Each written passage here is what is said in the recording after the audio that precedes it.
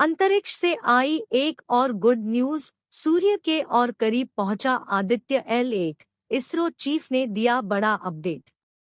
इसरो के chief S Somnath ने कहा कि सूर्य का अध्ययन करने से जुड़े भारत के पहले अंतरिक्ष मिशन के तहत प्रक्षेपित आदित्य L1 अंतरिक्ष यान अपने अंतिम चरण के करीब है। इसके L1 बिंदु में प्रवेश करने की प्रक्रिया 7 जनवरी 2024 तक पूरी होने की उम्मीद है।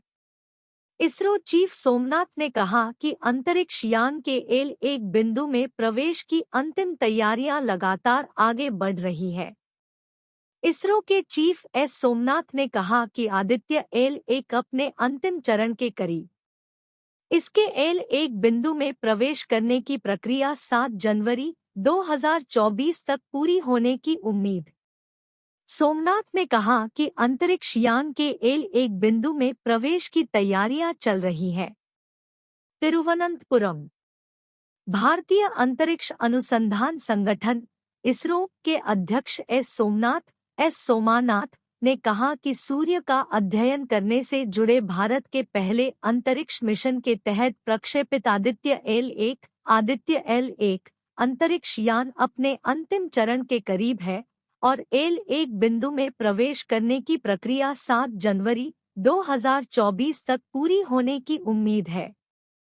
इसरो प्रमुख ने पहले साउंडिंग रॉकेट के प्रक्षेपण के 60वें वर्ष के उपलक्ष्य में विक्रम साराभाई अंतरिक्ष केंद्र में आयोजित एक कार्यक्रम के मौके पर कहा कि आदित्य रास्ते में है। मुझे लगता है कि यह अपने अंतिम चरण में लगभग पहुंच गया है। इसरो चीफ सोमनाथ ने कहा कि अंतरिक्ष यान के L1 बिंदु में प्रवेश की अंतिम तैयारियां लगातार आगे बढ़ रही है।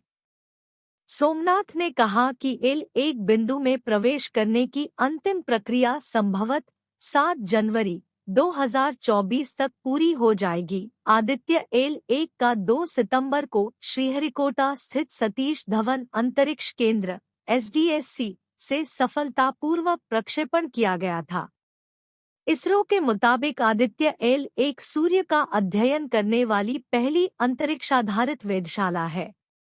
अंतरिक्ष यान 125 दिन में पृथ्वी से लगभग 15 लाख किलोमीटर की यात्रा करने के बाद लैग्रेंजियन बिंदु L1 के आसपास एक प्रभामंडल कक्षा में स्थापित होगा।